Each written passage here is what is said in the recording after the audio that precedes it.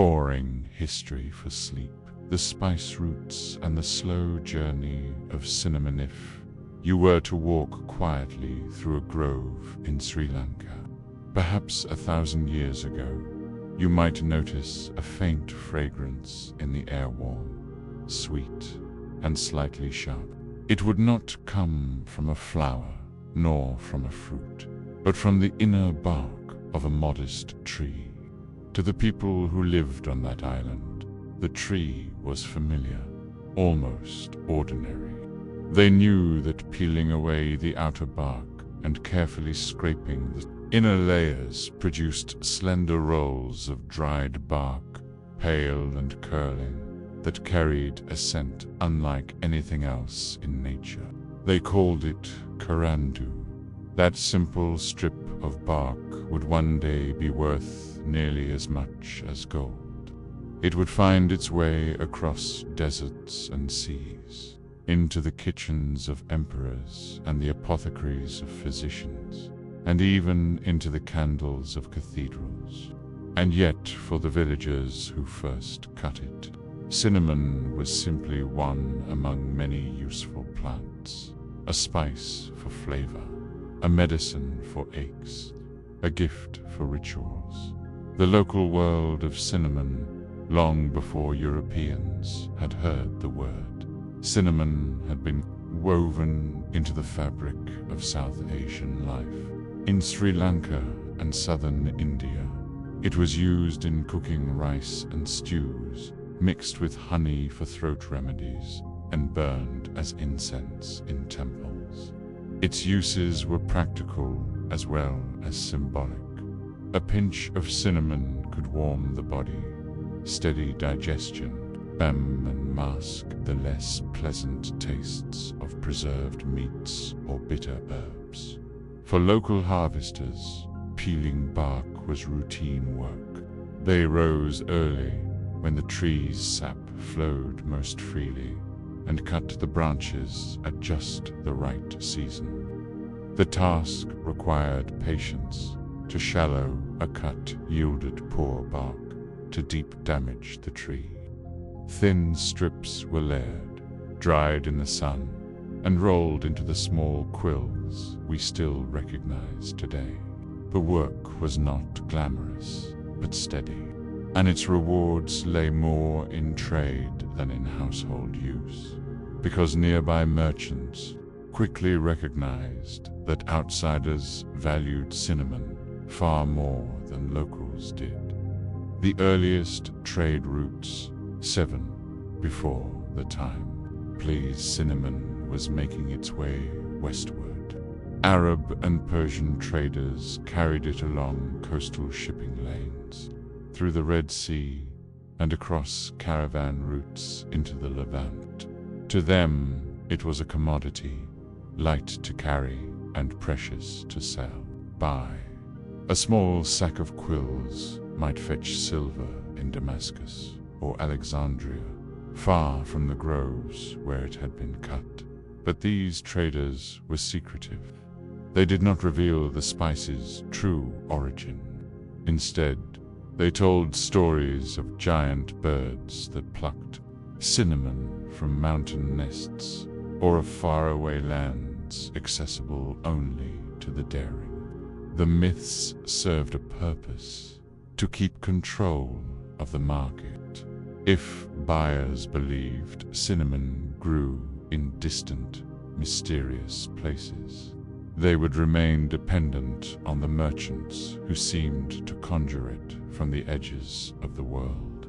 Thus, for centuries, cinnamon was cloaked in mystery. Kings and priests in Babylon or Egypt burned it without knowing its source. Roman nobles sprinkled it into wine without any clear idea of where it had grown. Cinnamon in rituals and reticence to ancient Egyptians. Cinnamon had sacred uses. It was mixed into oils for embalming, its fragrance believed to honor the gods and preserve the body for eternity. In temples, it perfumed incense, burned before statues of deities, the smoke curling upward like prayers. In Greece and Rome, physicians wrote of its properties.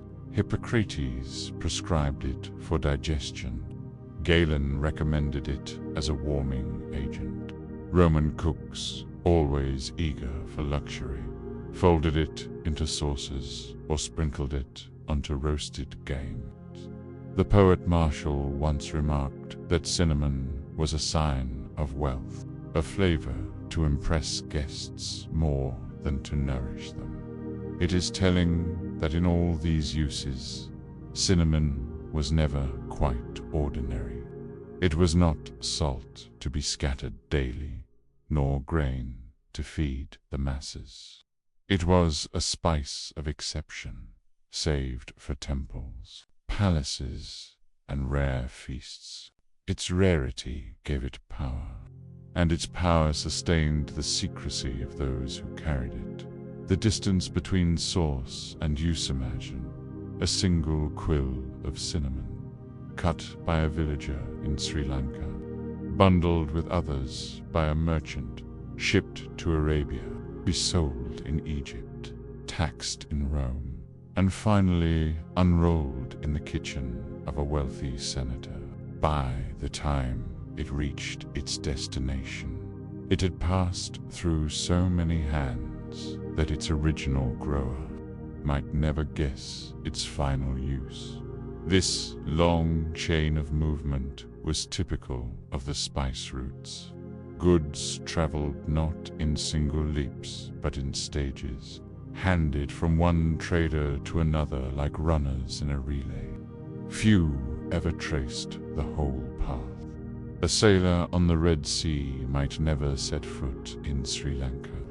A Roman cook might never imagine the tropical groves where the bark had first been peeled. Yet together, without coordination, they linked the ends of the known world through this fragrant commodity. The sense of mystery part of cinnamon's allure was its mystery. Buyers valued not only its taste, but its distance. To say one's food contained cinnamon was to say it contained a piece of another world, a sliver of the exotic unknown. For priests, that unknown made it more fitting for gods. For kings, it made it more fitting for banquets. And so, for centuries, cinnamon carried with it a sense of the unreachable. Even as it was traded widely, its source remained concealed, its journey half hidden in rumor and myth. But time would change this. As explorers and empires expanded, the truth of cinnamon's origin would be revealed, and the delicate balance of secrecy and profit would begin to unravel. For now, though, in this first stage of its history, cinnamon remained both ordinary and extraordinary tree bark to those who harvested it, treasure to those who consumed it, and a fragrant thread binding distant peoples together. And so, we pause at this point in cinnamon's journey. We know its local roots and its early spread. But how did secrecy protect its value for so long? And what happened when empires began to chase the truth of its origin? When we left off, cinnamon was still wrapped in mystery, passed from hand to hand across deserts and seas. Its true origin lay hidden in South Asia, while its presence scented temples in Egypt and kitchens in Rome. To most who tasted it, cinnamon was not a bark, but a wonder dot. By the medieval period, the trade had grown even more complex. The fall of Rome had broken old networks, but others quickly took their place. In this section, we step into the world of bustling medieval markets, where cinnamon remained rare, costly, and bound tightly to secrecy. Arab merchants and their guarded knowledge. By the 7th century, Arab merchants held the key to the spice routes, controlling shipping through the Red Sea and the Persian Gulf. They became the middle link between South Asian producers and European consumers. Their knowledge was practical and guarded. They knew the ports in India and Sri Lanka where cinnamon could be bought, the monsoon winds that carried ships safely across the Indian Ocean, and the land routes that led through the Levant into Mediterranean cities. But this knowledge was not shared freely. To reveal too much was to risk competition. So the myths continued. Some said cinnamon was fished from the bottom of the Nile. Others insisted it grew only in the nests of fantastical birds, who wove the bark into their homes high on mountain cliffs. To harvest it, people supposedly left heavy chunks of meat at the base of the cliffs. The birds carried them to their nests, which then collapsed under the weight, sending cinnamon tumbling down for human collection. The stories were improbable, yet they endured, partly because buyers wanted to believe them. Mystery added value. Cinnamon in Byzantium and medieval Europe and Constantinople, cinnamon became a symbol of luxury. Byzantine nobles prized it for feasts, and the church used it for incense in grand ceremonies. Here, the spice's dual identity and sacred remained strong as trade routes stretched northward into Europe. Cinnamon reached medieval courts and wealthy towns.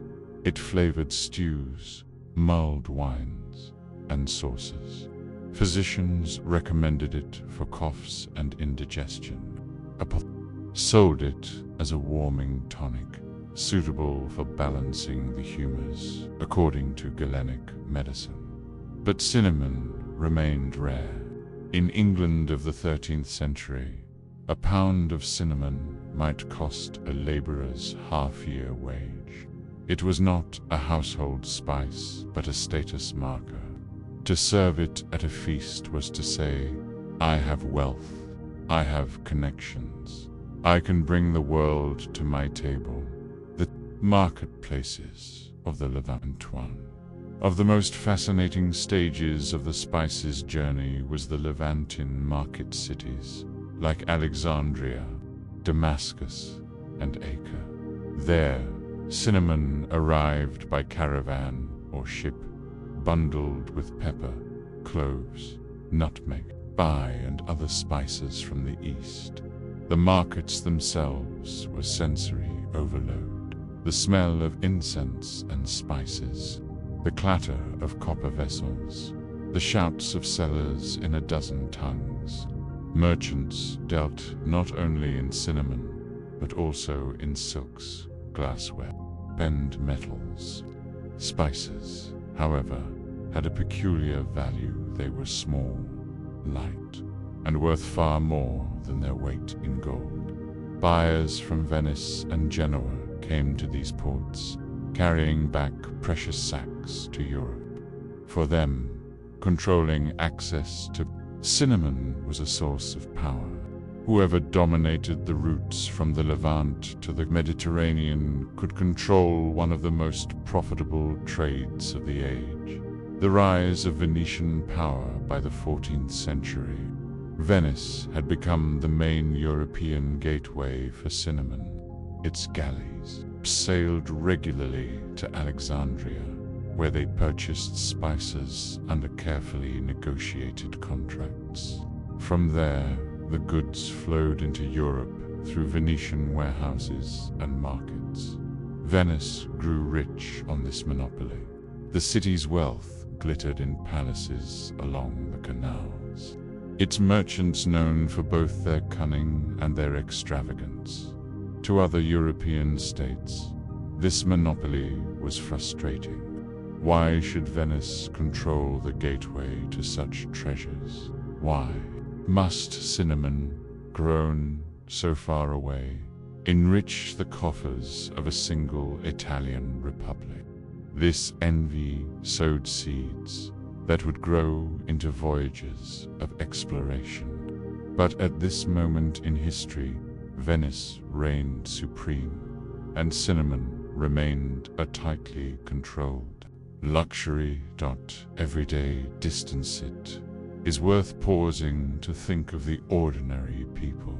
To a farmer in England or France, cinnamon was not part of life. Bread, ale, cheese, onions, these were daily foods. Spices were for others, far away, in cities and courts. For most, the smell of cinnamon might be experienced only rarely, perhaps when passing by a noble feast or catching a whiff of incense in a cathedral. Yet even without direct access, ordinary people contributed to the trade. Their labor in fields and taxes supported the nobles who purchased spices.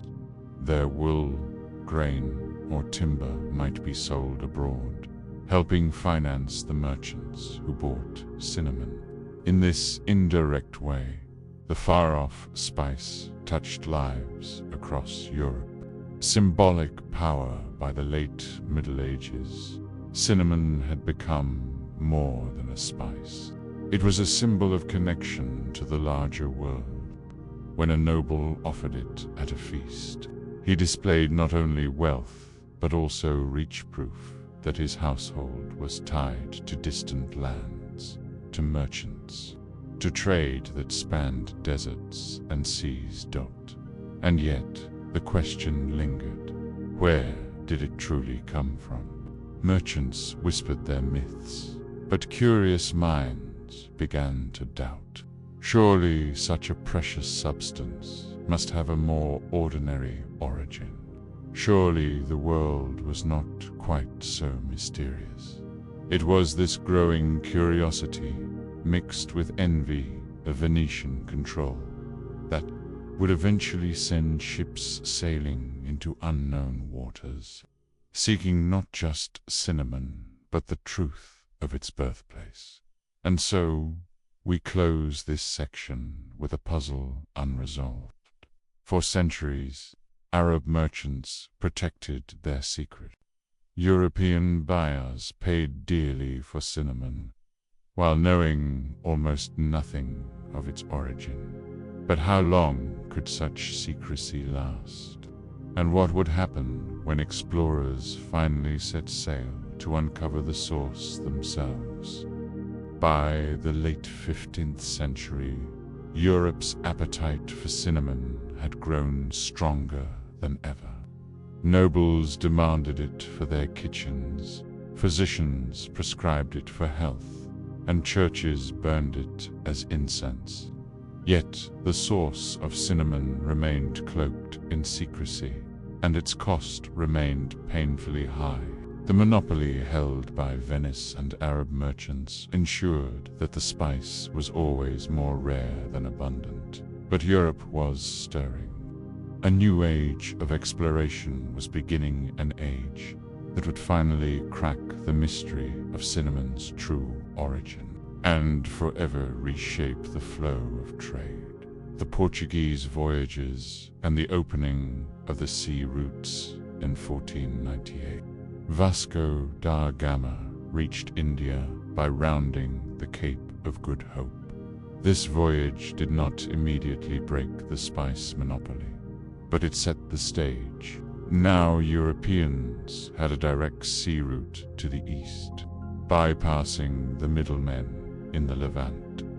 Soon after, Portuguese ships pressed further, reaching Sri Lankan island long central to cinnamon's cultivation. There, they discovered what Arab merchants had kept hidden, that cinnamon was simply the dried bark of a laurel-like tree, harvested by skilled hands who stripped and rolled it into delicate curls.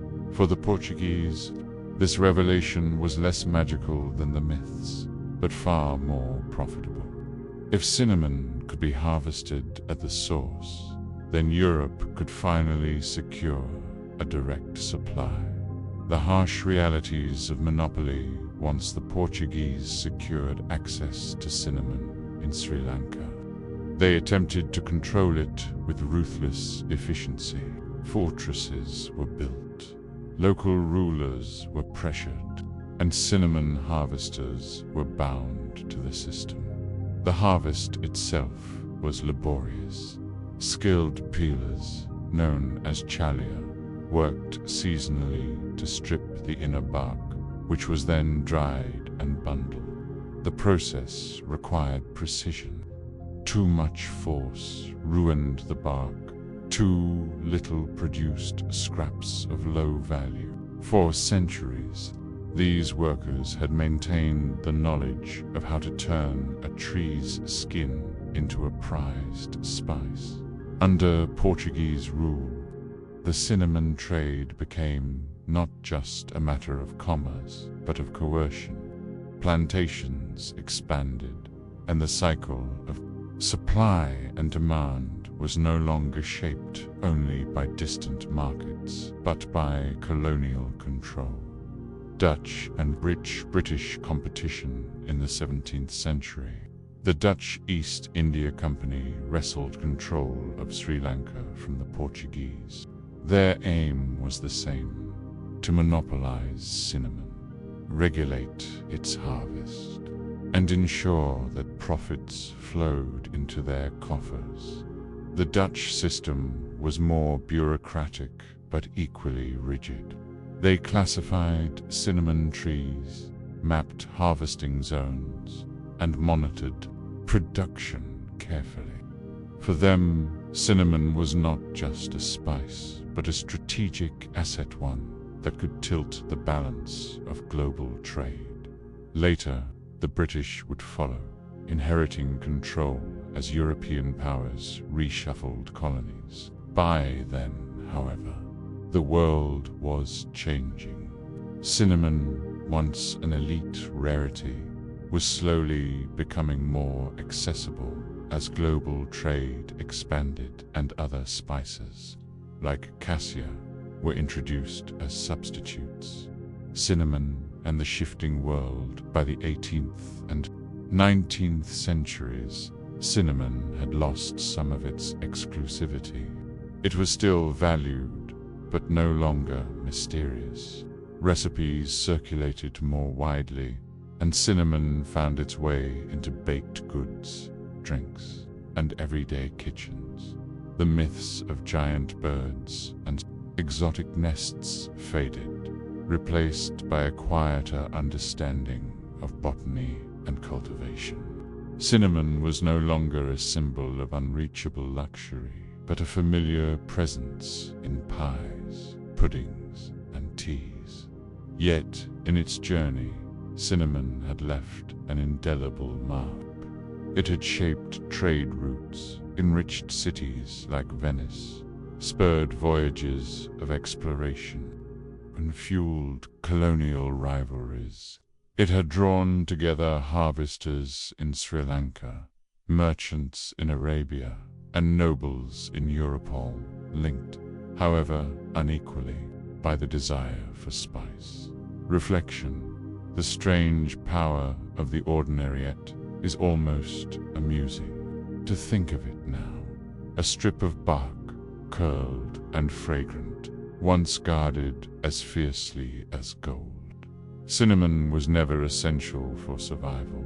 Bread and grain, meat and vegetables, these sustained life. Cinnamon was an addition, a luxury, a flourish, and yet it drove ships across oceans and empires into conflict. Its story reminds us how often the ordinary can hold extraordinary power. A spice, a flavor, a scent, things that seem small can shape the flow of history when enough people desire them. And so, as you imagine the slow roll of a cinnamon stick, dried under the sun, perhaps you also sense the rhythm of scent caravans across deserts, the sails against monsoon winds, the tolling bells of Venetian merchants counting their profits. In the end, cinnamon became not a mystery, but a comfort, a reminder that history is not only written in battles or treaties, but in the quiet persistence of daily desires, the sweetness added to food, the warmth carried in a fragrance, the ordinary turned into something worth chasing across the world. And with that, the journey of cinnamon closes. From sacred temples to colonial plantations, from bird myths to botany, it traveled farther than most people of its time ever would. A spice that began as a curiosity became a thread woven into global history. Boring history for sleep, the daily lives of medieval candle makers. Imagine a medieval town at dusk.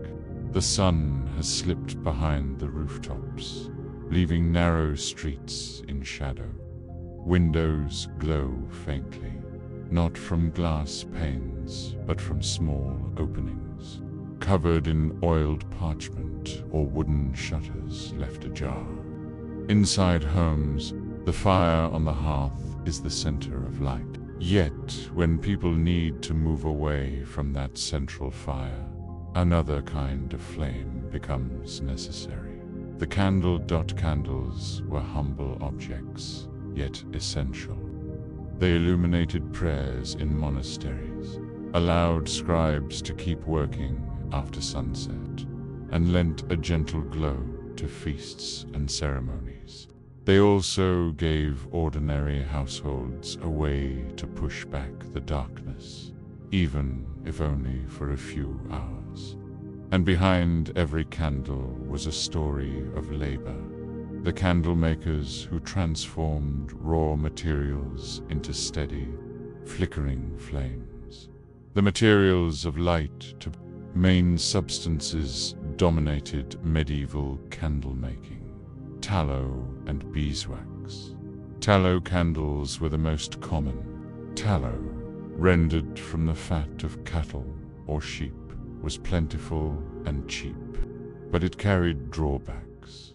The smell was pungent, the smoke dark, and the burn time shorter than wax.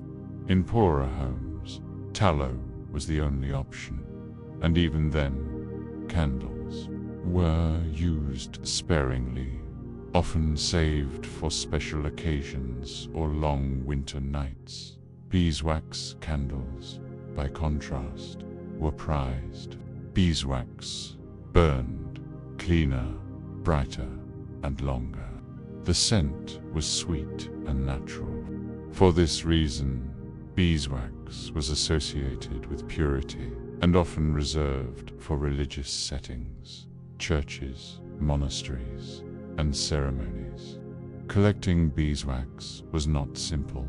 It required careful beekeeping, patience, and a steady supply of hives.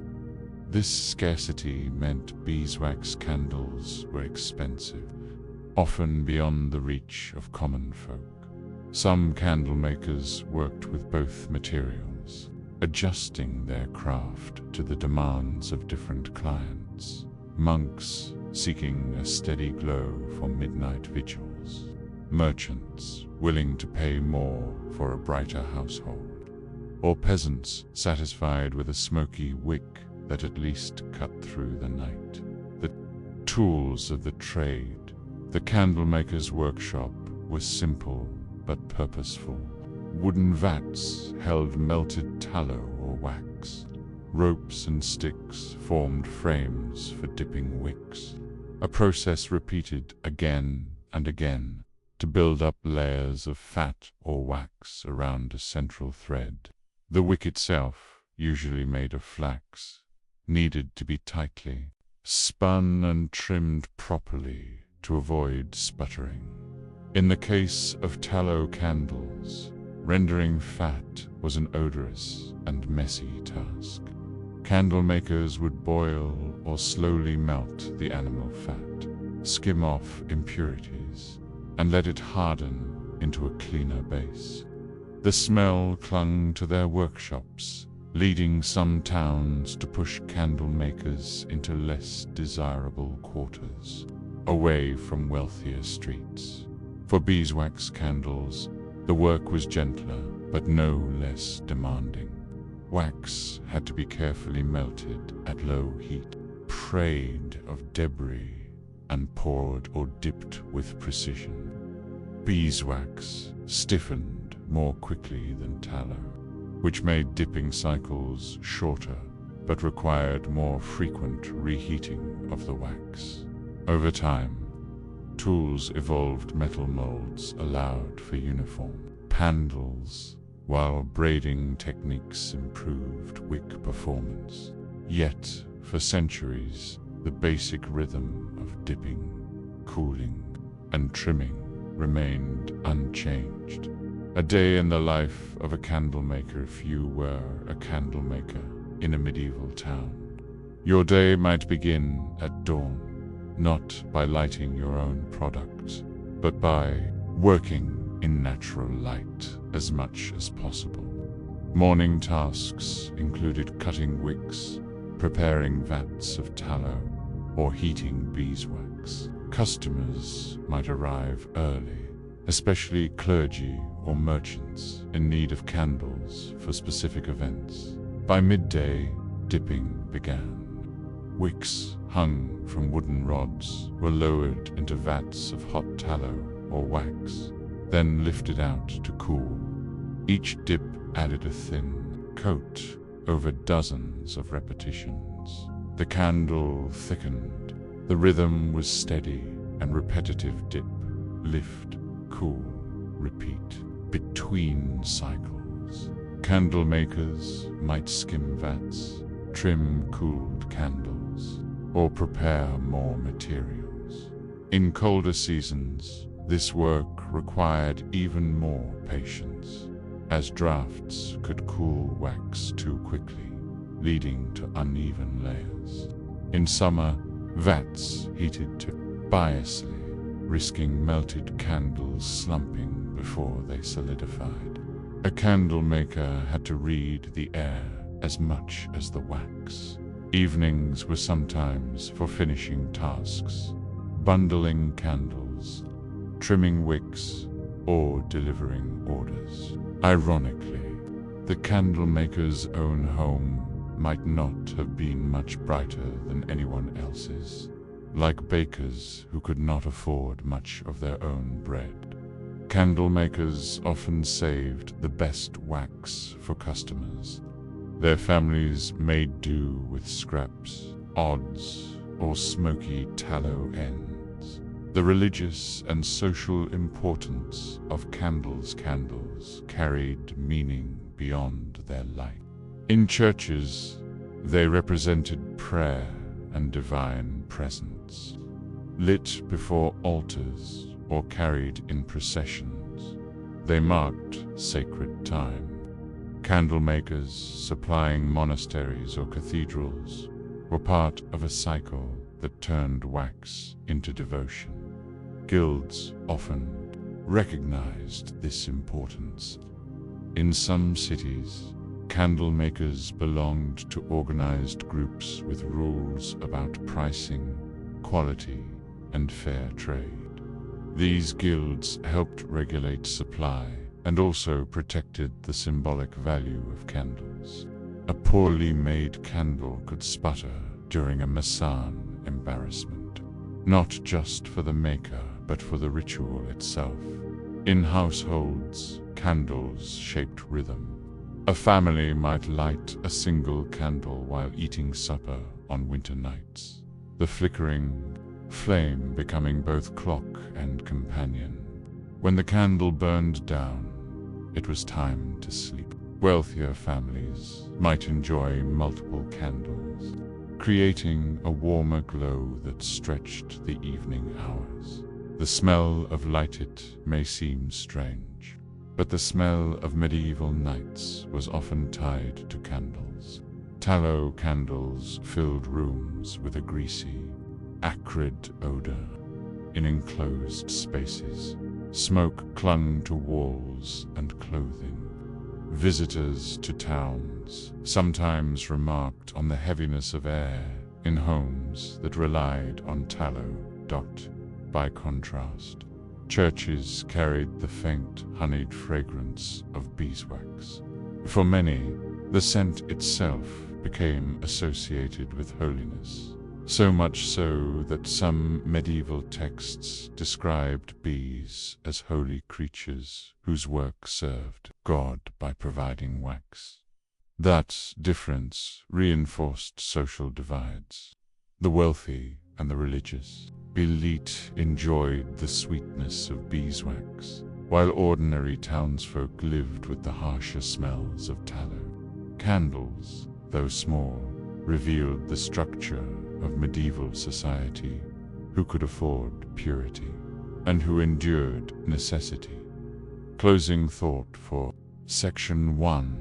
And so, the life of a candle maker was one of repetition, quiet labor, and an unending demand for light. Their days were measured in dips and layers, their towns defined by the smell of wax or tallow, and their craft woven into both the sacred and the ordinary.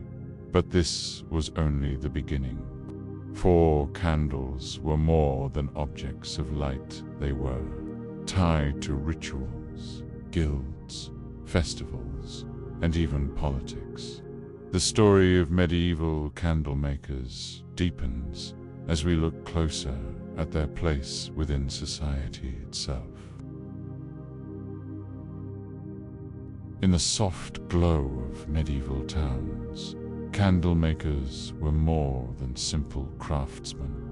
Their work touched almost every aspect of daily and spiritual life, and because of that, they were not left to toil entirely in isolation. Over time, rules, tradition, and even powerful guilds shaped their trade, placing them within the fabric of medieval society. Candle makers and their guilds were one of the defining features of urban life in the Middle Ages. In many towns, no trade existed outside of them. They regulated prices, trained apprentices, and protected the interests of their members. Candle makers often belonged to their own guilds, or were absorbed into related ones, sometimes grouped with chandlers makers of soap, oil lamps, and other household goods. A candle maker entering a guild followed a long path. Apprenticeship usually began in adolescence. A boy, sometimes. In rare cases, a girl would live in the workshop of a master candle maker. For years, they performed menial tasks, cutting wicks, fetching fat from butchers, stirring vats, and cleaning soot. They learned by doing, by repetition, by observing the master's steady hand when dipping candles or straining beeswax.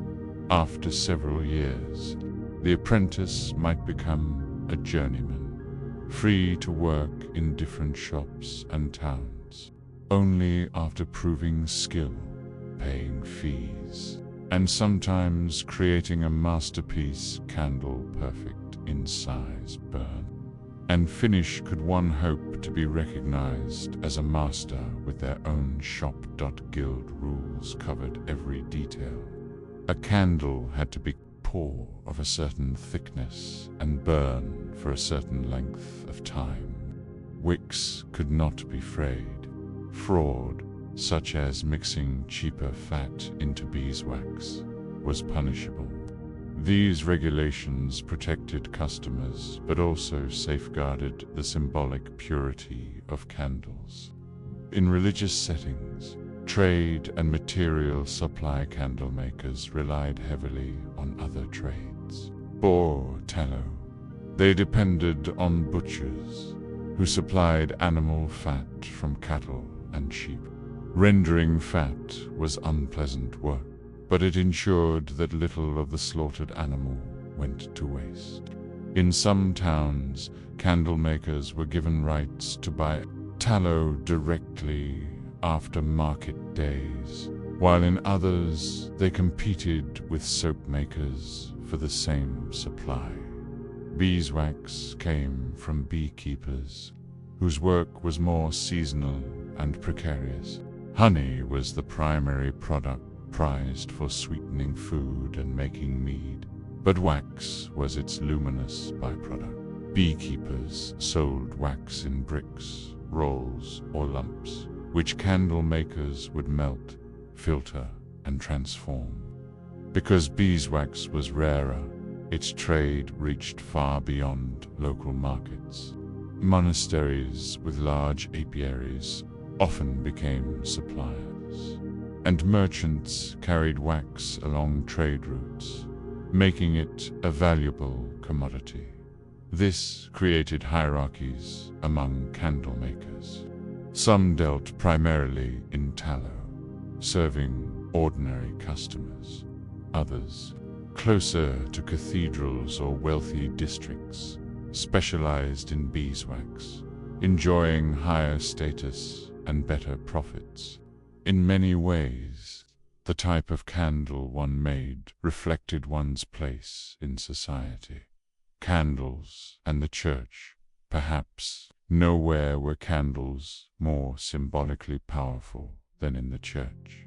Medieval Christianity was steeped in light imagery. Christ as the light, poor of the world, candles burning as offerings, flames symbolizing souls.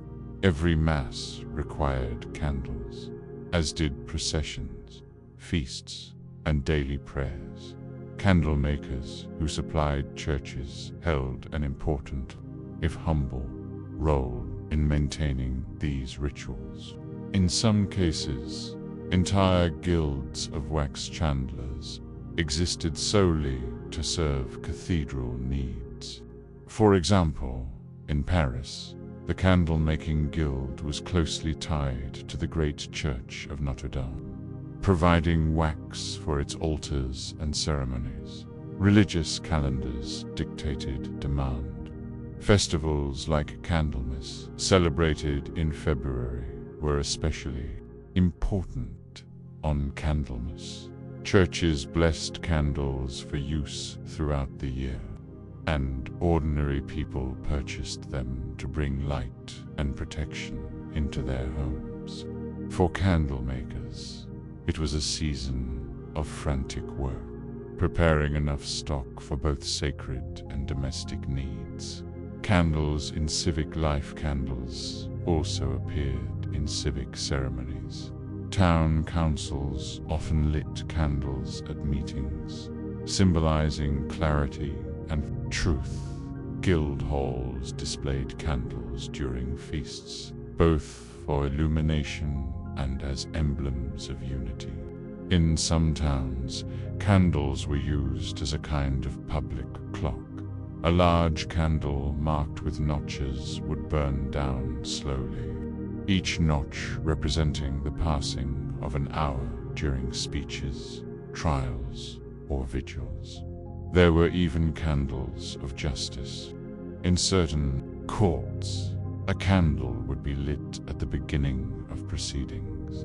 When it burned out, the session ended, whether or not all cases had been heard. This slow measure of time lent solemnity to legal rituals, reminding everyone that the flame was impartial, the symbolism of light beyond practical use.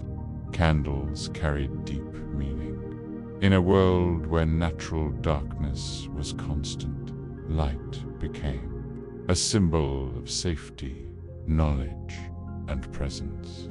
To light a candle was to resist the chaos of night, to create a fragile circle of security.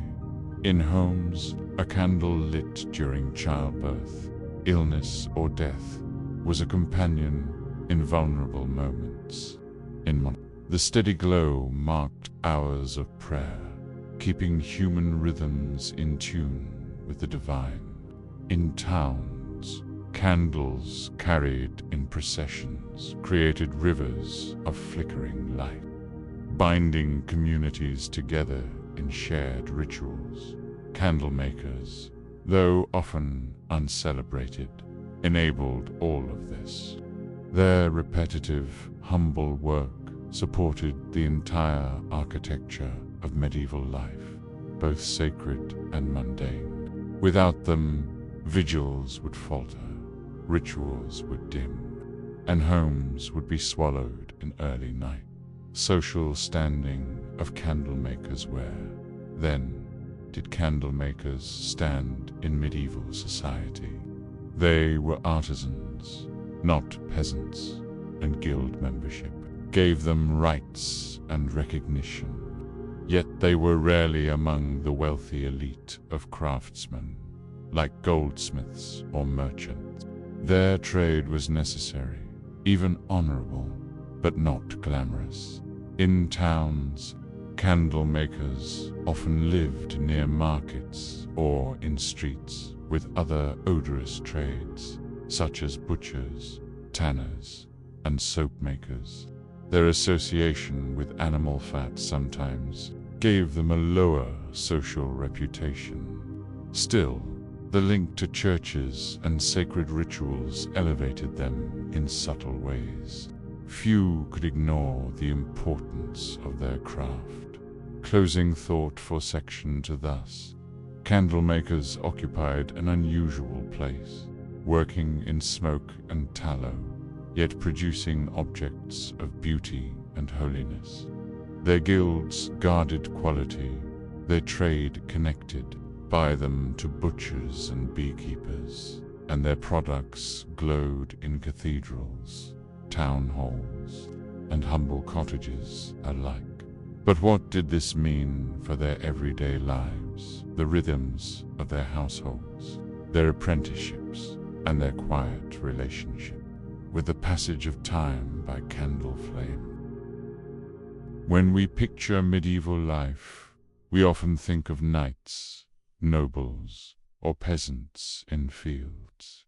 Yet, in the towns and villages, tradespeople formed the steady heartbeat of daily existence. Among them, candle makers held a role that was humble yet quietly influential.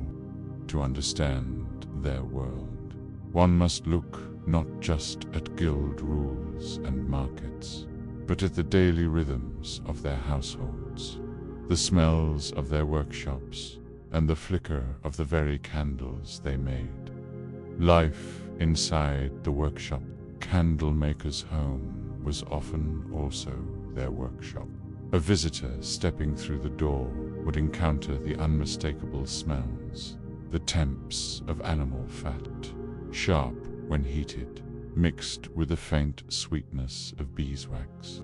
Wooden racks stood with dozens of candles cooling, while iron cauldrons of melted tallow simmered nearby. Apprentices bustled about cutting lengths of hemp or flaxwick, tying them to rods, dipping them into vats, then waiting patiently for the wax or fat to harden before repeating the motion again and again. This cycle of dipping and drying was both tedious and calming. Hours passed with the steady rhythm of motion, the creation of candles measured not in minutes, but in layers of wax. The master candle maker oversaw it all, testing candles, trimming wicks, and minding the accounts. A good master had to balance craft and commerce, ensuring not only that candles burned evenly, but also that enough were ready for customers when feast days arrived.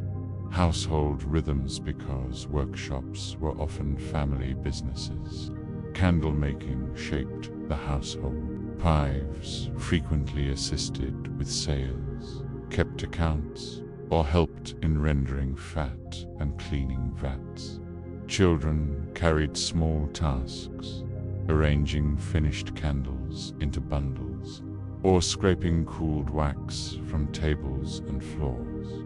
The trade blurred the line between work and family life. A candlemaker's child might fall asleep to the sound of dripping tallow and the smell of beeswax, their world defined by the constant presence of flame. In this sense, the craft shaped not just income, but identity. Mills were modest, often reflecting the candlemaker's social standing. Bread, porridge, and broth were staples, with meat only occasionally on the table, ironically, despite the trade's reliance on butchers.